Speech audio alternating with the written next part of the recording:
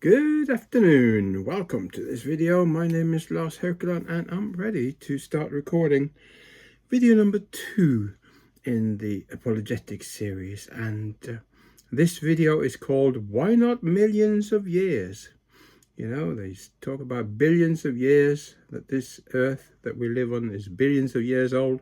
Well, the Bible has a bit of a problem with that, and also Christian creationists. Now, for the first 1800 years, everybody has pretty much agreed on most things. They believe that God created the world in 6 literal days, and this happened approximately 4000 BC. Now, also they believed that the earth was destroyed with a global flood. Now, this has been what has been taught and what people have believed for almost 2000 years. But these last 200 years, science has developed a lot of different theories about how this earth came to be and what started it and how old it is. And because of that, we got these different theories. We got the gap theory. We'll be making a video about that later on. Ruin and construction theory, we got the day-age theory, we got the theistic evolution, we got progressive creation, and we got local flooding. All these different theories about how we can tell how old the earth is. Now, myself, I am a young earth creationist, and I'm not trying to hide that in any way. And what I present here is my view and the view of the young earth creationist. Now, the young earth creationists do include several scientists, and many of these are found in different organizations like Creation Science Foundation. Can't remember the name of them all now. I should have written it down, but ICR, Answers in Genesis, there are many Christian organizations that are full of scientists that believe that the world is fairly new, and they're standing by the traditional view and they're being faithful to what the Bible teaches. Now, it claims that creation fits better with true science, what you call true science, which is observable science, testable science, and not just loose assumptions on what we think happened or not. Now, many Christians says that it's unimportant and a dividing side issue that hinders the gospel from getting out. Now, is this the case? Many creationists say no. I mean, creationist organizations. Now, I'm going to mention in this video some reasons why this question is important, and it has the church in disarray, you could say. It has hurt the church and its testimony.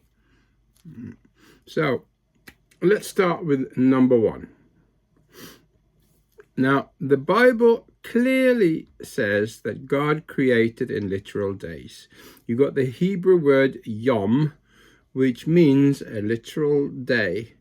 And it's talking about the sun going up, it's talking about the sun going down, and that's one day, that's one yom. And that's literally, that's what the Bible says, that it was days, okay, literal days. And you got to have a literal meaning before you can start using it as a allegory or a picture or something. Number 2, the contents of Genesis chapter 1 shows clearly that creation happened in literal days. Now, yom is defined in Genesis chapter 1. And for instance, in verse 4 and 5, we see that there is a light and darkness cycle. It's morning and evening the first day, morning and evening the second day, and so on and so forth. And you have the word yom plus one number, like the first, second, third, that kind of stuff. Now, yom in verse 14 is used about the celestial bodies, but yom is 1 day. Number 3, the genealogies in Genesis chapter 5 and Genesis chapter 11 makes it clear that creation happened approximately 6,000 years ago. Now, just mention as a side note that the genealogy list in Matthew chapter 1 was shortened. It didn't have all the names in there, so that's not, you can't use that if you're trying to find out how old the world is. Now, so the creation week, we believe, happened about 6,000 years ago. Number 4, Exodus chapter 20, verses 9 through 11, blocks all attempts to fit millions of years into Genesis 1. Now, in Exodus chapter 20, we hear that God made the world in 6 literal days, and then he rested in 1 literal day. And that wasn't because God was tired and he had to rest and recharge his batteries. He rested, as it says in Exodus chapter 20, he rested as a picture for us that we needed a day of rest in each week. And this is very important to realize. Also in Exodus chapter 20, the Bible uses the word yom, the Hebrew word yom. Now, the Jews understood this literally, and this contradicts all these different theories that I mentioned in the beginning of this video. Number 5, Noah's flood washed away millions of years. There is evidence in Genesis chapter 6 through verse 9, through chapters 9, for a global catastrophe. Okay, in Genesis 6 through 9, we see a global catastrophe that affected the entire earth. It destroyed all the people and all the animals. That's why he needed an ark, so some animals and humans could survive. That was the purpose of the ark: save human life, save animal life. Now, the ark was unnecessary if the flood was only local. And I just read the other day that the word for ark actually means a chest. Anywho, it says that it rained in 40 days, 40 nights and 40 days. And for me, coming from Bergen in Norway, we say, well, that's nothing. It rains all the time here. But we don't really understand and comprehend the severity of this cataclysm, this catastrophe that happened. Genesis chapter 7 and verse 11 says that fountains of the deep opened. And when it talks about the fountains of the deep opening, this is no small thing. They had heard from Noah that the rain would come, and they had to come into the ark. And they didn't know what rain was because they hadn't seen rain. It had never rained on the earth, which is incredible. I wish that was the case here now, but it isn't. But, it had never rained. So when Noah said it was going to rain so much that everybody would drown, they said, you're full of it. They didn't believe it. And not only was there lots of rain coming down, heavy rain, the heavens opened. And there was a lot of rain. There was a lot of water around the earth at that time. Anyway, I suppose I can talk about that in a different video. But when it talks about fountains of the deep in chapter 7, verse 11 of Genesis, then we're talking about tectonic upheavals of the Earth's crust, okay? We're talking about volcanoes, we're talking about earthquakes, we're talking about tsunamis, many things that we see today in a smaller scale, but then it was all around the world happening simultaneously. Now, there were some complex geological changes in these days. There were thick layers of sediments and billions of fossils that was created in Noah's flood. Now, different rock layers and fossils was made all over the world. And what do the fossils prove? Well, I'll get back to that as well in a different video. As I say, in these videos, I can't do all the sub-questions and, all the different things that I'm touching on, but I'm mentioning it, and I will come back to it in a later video. Point number 6, Jesus was a young earth creationist. Did you know that? He often pointed to God, and he pointed to the beginning, and he believed in Adam, he believed in Noah and the flood, he believed in Lot and his wife, something we also read about in Genesis. Now, he confirmed the scripture's authority over and over again, and over human traditions and ideas. You can read Matthew in chapter 15, verses 1 through 9, and you can see what Jesus has to say about this. And in Mark chapter 10 and verse 6, it says, "But from the beginning of the creation, God made them male and female." You see, from the beginning of creation, that's how Jesus looked at time. It started at the beginning of creation. So Mark 10:6 proves point 6, that Jesus was a young earth creationist as well as me. Yeah. Now, from the beginning of creation, Jesus says, not millions of years ago, and not billions of years after creation. Now, if Jesus believed in creation, why shouldn't we? If you believe the Bible is true, you should believe that too. Number 7, faith in millions of years undermines the Bible's teachings about death and God's character. Genesis 1 says, actually 6 times it says, that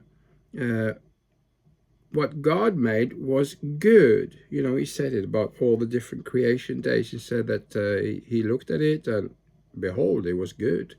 And then on day 6, when he's finished creation, he said, it was very good. Now that's more than just good.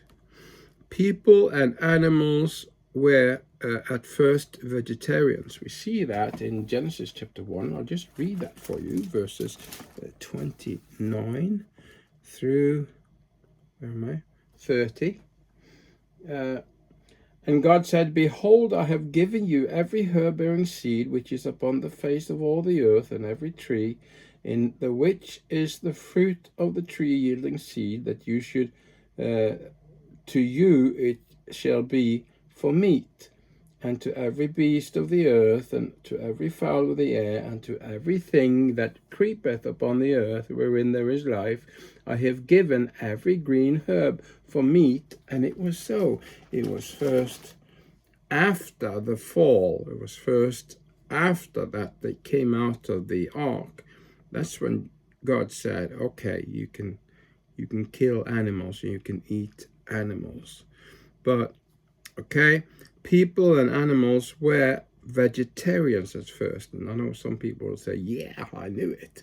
But we didn't stay vegetarians after the flood, when the food, the fruit, the vegetables and all this was not quite as full of vitamins and things that the human body needs, then God meant for us to eat meat as well to get enough nourishment.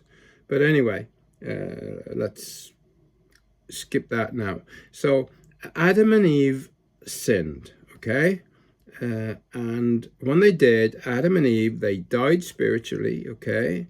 They started dying physically. They didn't die physically straight away, but they started dying because they weren't meant to die.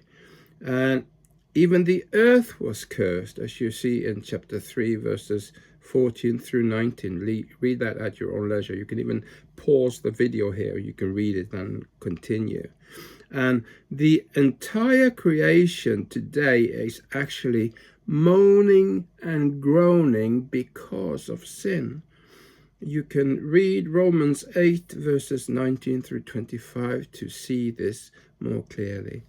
And it's waiting, that's the earth, it's waiting for the re-establishment of all things. We find that in Acts chapter 3 and verse 21, actually. It says, whom the heaven must receive until the time of restitution of all things, which God hath spoken by the mouth of all his holy prophets since the world began. So we're waiting for the re-establishment of all things, and a world without predators, without hunting, without death, like in the Garden of Eden. In the Garden of Eden, you had no predators, you had no hunting, you had no death, you had no illness, no sickness.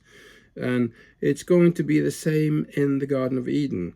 When you have time, and if you pause the video, look at Isaiah chapter 11, verses 6 through 9, okay? And in the future, in heaven, it says, there shall be no disease, no suffering, and no death. You can read Revelation chapter 22 and verse 3. Okay. Now, to accept millions of years with suffering, that contradicts the Bible. What the Bible teaches about death and the saving work of Christ. It also makes God a cruel creator who is unable to prevent disease and natural disasters and extinction as part of his creation work, without moral purpose, and still calling it very good. And God said it was very good. It wasn't full of death and disease and suffering. All right, number 8. The idea of millions of years did not come from scientific facts. You might think so, because that's what you're taught, but that's not actually true. This idea about long ages were actually developed by atheistic geologists in the 18th and 19th, 18 and 1900s. Okay, they used anti-biblical and religious assumptions to interpret geological observations, to contradict the Bible's creation. That's what they did. They went out. That was their purpose, to contradict the Bible and the Bible's creation story. And they wanted to do the same with the flood of Noah and the age of the earth. Now, most church leaders and scholars, they have made compromises by accepting the gap theory, the day-age theory, the local flooding theory, and so forth, to try to make room for millions of years in the Bible. But, it's not in the Bible.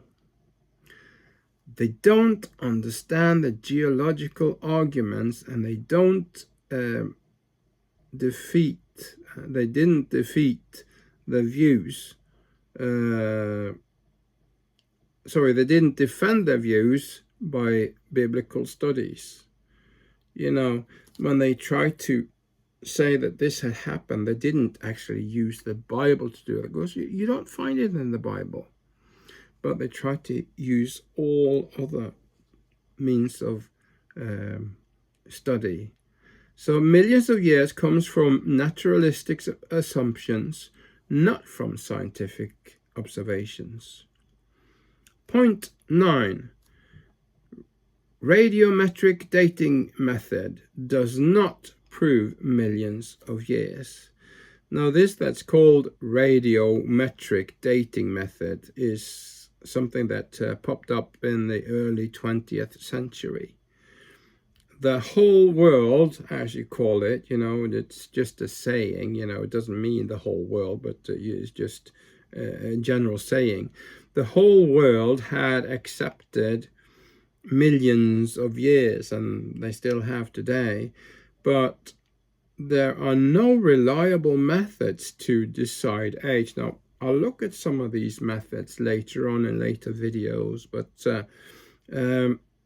all these different methods are experimental and theoretical, and all of the measuring methods that they have a lot of assumptions that is not based on true. It's just assuming that things are like they think it is.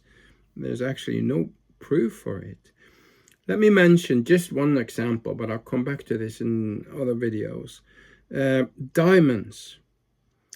Radiometric method says that diamonds are millions of years old.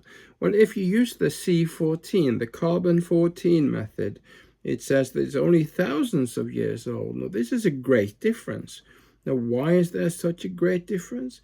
Because all the methods are unreliable. Carbon-14 is probably the most reliable of them, but measuring things that are longer than 5,000 years is very inaccurate, I should say.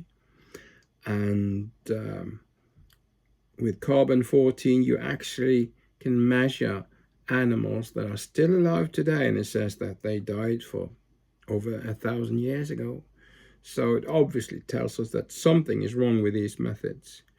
Now, the conclusion that I like to say in this short video about millions of years is that these that I've mentioned are some reasons why we believe as Christian creationists that the Bible gives us the story of the world history, not only when it applies to like moral issues and spiritual issues, but when it comes to history, when it comes to archaeology, when it comes to science. As has been said many times, the Bible's not is not a textbook, on science.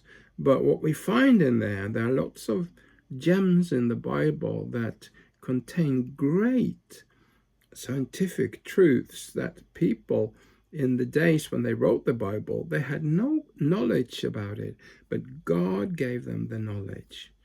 But we'll probably get into that in a later video as well.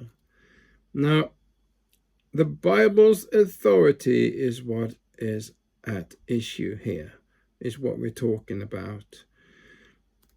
And it's very important if we believe the Bible or not, because if we open the Bible on the very first page, and we see in the very first chapter of the Bible that God created the world, and then we don't believe it, that's a very serious problem, because if we don't believe what it says in Genesis chapter 1, then we probably won't believe what it says later on, when Moses parts the Red Sea, when Mary gets impregnated and as a virgin, and we have the virgin birth. And anytime there is a miracle, people will say, no, I don't believe that. So we need to start out, when we open the Bible, just believing what it says.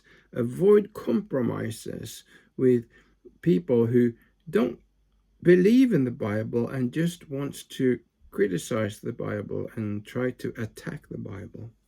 So this is video number 2 in the apologetics series. So I hope you have enjoyed it. And if you want to see more videos that I've made, go to revlarsvideos.wordpress.com. It's all free to look at. You got some good studies in there if you want to see them. So I just pray that God will be with you and that He will be speaking to your heart so that you'll know that His word is truth. God be with you.